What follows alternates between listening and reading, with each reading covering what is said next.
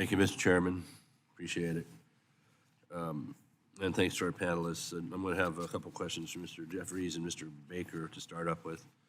And it's going to be based on our old pals CARB in California, California Air Resources Board. As you know, they submitted in 23 a petition to EPA to be granted yet another waiver under the Clean Air Act to set its own standards for locomotives, called the In-Use Locomotive Regulation. It will be required by 2030. Not loud enough? Okay. Yeah, part of it's me. I'm kind of broken too, so anyway.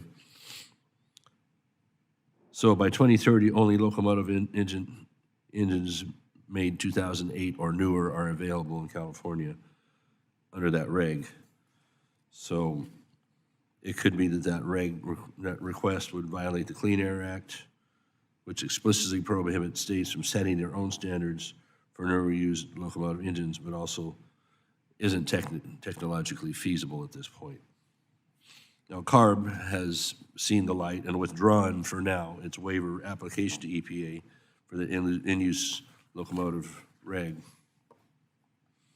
So, gentlemen, please tell this committee what the economic impact of the railroad industry would have been if EPA had gone through with this rule, and how would any cost increases basically hit the consumers? So first, Mr. Jeffries for a moment, then Mr. Baker. So what the impact of the rule would have been? Mm-hmm. Well, I can tell you for the two Class 1 railroads located in California, BNSF and Union Pacific, the annual cost would have been $800 million per year, so $1.6 billion collectively. And I know that the short lines have reported that at least 25% of their companies would be put out of business. We're gratified that CARB withdrew its request to EPA. The request was unlawful not only under the Clean Air Act, but also under ICTA, the Interstate Commerce Committee Termination Act. Certainly the overarching goals of the regulation were laudable to move to further decrease emissions, and that's something railroads continue to work on to this day. Well, you are working as technology improves, not heavy-handed mandates. Mr. Baker. Yes, sir. We were extraordinarily concerned about that waiver. You would not have thought that CARB could come up with a waiver that the last EPA wouldn't have approved, but they seem to have found one, and so we were pleased when it was finally withdrawn. It would have been completely catastrophic for the short line railroad industry. Well, tell me, Mr. Baker, there's a quote out there saying that CARB acknowledges that a percentage of short lines, they know they would go out of business. Yeah, in CARB's own rule, they said if short line railroads can't pass on these costs to their customers, which most couldn't, they would just go out of business.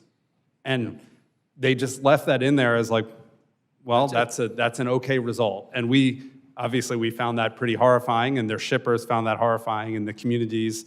And well, it's very important in my area of ag products, with the moving rice or other things in the area, or wood from the mill, and being able to get it to the main line in a timely manner, and it's just over. It's amazing. So tell me about this, gentlemen, on if President Trump has come out on the side of not allowing this mandate to come forward, but what if we have a change politically, and should we have a change of the laws to make certain that CARB doesn't have the ability to get waivers in the future and just keep some continuity in the industry? I would say absolutely.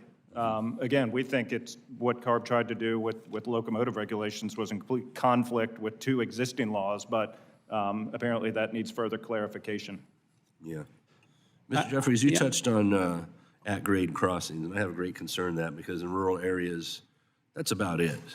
And my understanding from a previous hearing, if I'm remembering correctly, is that to make a at-grade crossing into a split crossing is about $40 million, at least in my high-cost state of California. So what do you see in that that at-grade elimination program? For everyone that goes out, are we going to put one in? Are we going to put one in that is a split grade, or are we going to see a bunch eliminated? Because we have this mess of high-speed rail going through the Central Valley that's going to cut off a lot of farms and access. Touch on that, please, Jim. So I think Grade crossing elimination is absolutely key in certain situations. Certainly doesn't apply everywhere, but I think in areas, anywhere you have a grade crossing, an at-grade crossing, driver education is important so that folks know to see, track, think trains and look for trains that might be oncoming.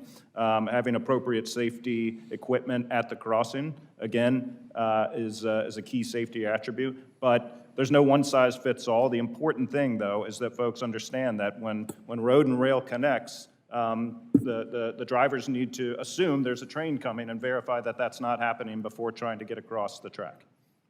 Yeah, I mean, heck, we got lights and signals and arms and all this stuff, so after a point, it becomes the Darwin Awards or something. So anyway, I yield back, Mr. Chairman.